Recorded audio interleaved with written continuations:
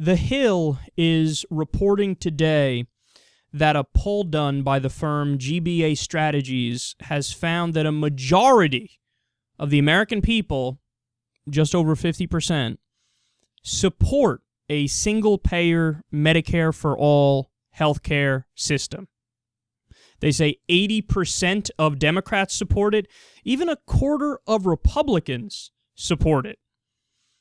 And when you dig a little deeper here and you ask about other policies, only 13% say that they're opposed to the public option. Of course, the public option is basically Medicare for all, but one step removed. It's like a Medicare for all system, but you just have to choose to buy into the public system in order to receive it.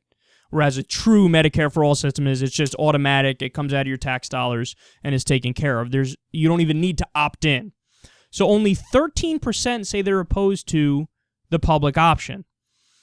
So we have a majority on our side, and that's with a grand total of 0 people making our case for us and educating people about it. So imagine for a second if somebody did speak out about it and educate people and argue for it and just release the data and release the information. With 0 spokespeople on our side, we have majority support. What does that tell you? It tells you that there's something which is just reflexive in people or innate in people, where it fits properly with our ideas of morality, this idea that if you get sick, you should get help and you shouldn't go bankrupt for it. We shouldn't have a system where people have to pay an arm and a leg to reattach an arm and a leg. It's natural for somebody to say, yeah, I think that makes sense. If you're structuring a society, one of the first things that should be off the table and paid for by the government, paid for via our taxes, should be healthcare. That seems to make sense.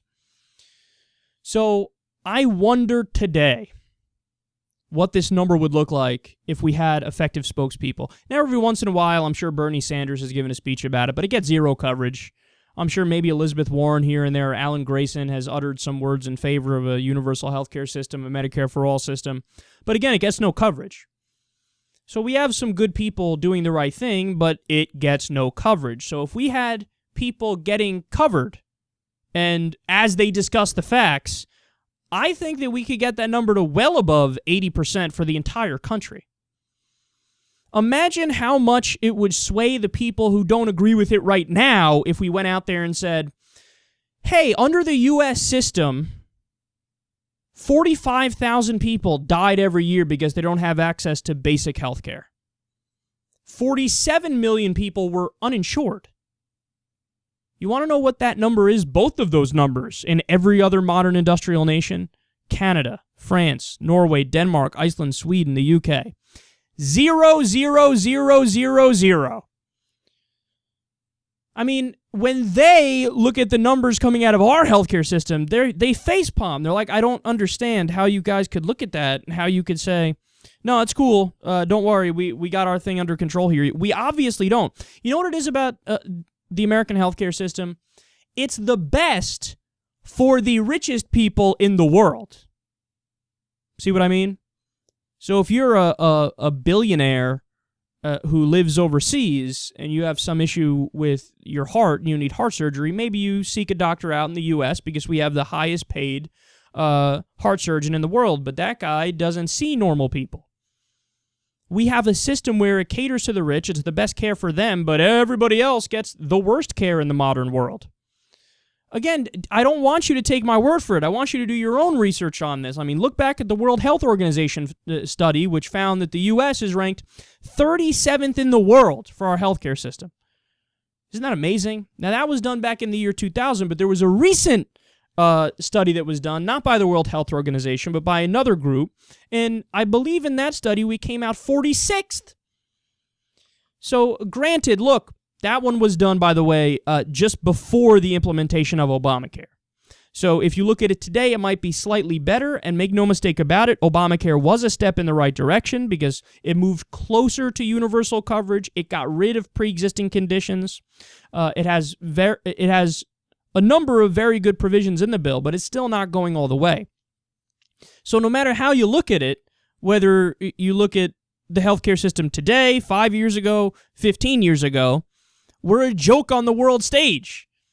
And if people knew, they already want to change our system and make it a universal healthcare system, but if they knew all the extra information, if they knew all the facts about it, then they'd really say, oh, whoa, what are we doing? And that's why the media in America is beyond pathetic. Because the media's job is to educate the people. The media's job is to say, hey, man, you guys are getting a raw fucking deal.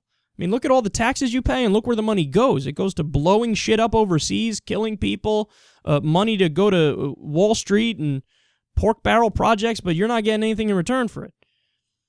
So if the media covered these things in the way that they're supposed to, with context and perspective, and to give all the facts, I honestly think we'd be out in the streets and we'd be protesting and we'd be fired up and we wouldn't stop until we got a universal healthcare system.